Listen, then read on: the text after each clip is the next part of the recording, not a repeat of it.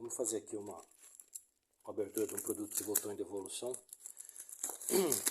É um relógio despertador e o motivo da devolução foi que a luz noturna não funciona. Vamos ver o que aconteceu aqui.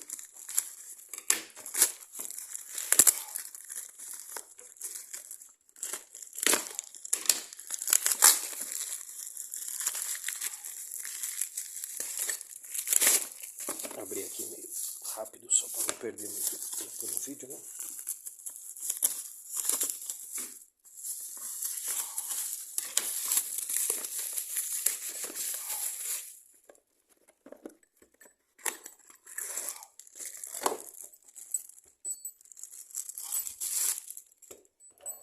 O produto inteiro.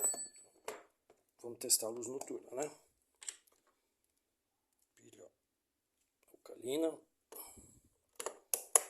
Colocada certa. Tá lá a luz noturna funcionando, normal. Sem problema nenhum. Ponteiro, normal.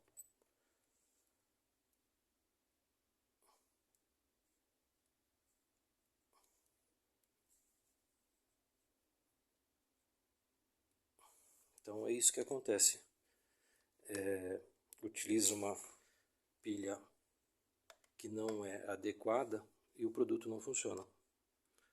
Aqui no canal eu tenho outro vídeo sobre utilização de pilha comum em relógios. Quem puder ver, por favor.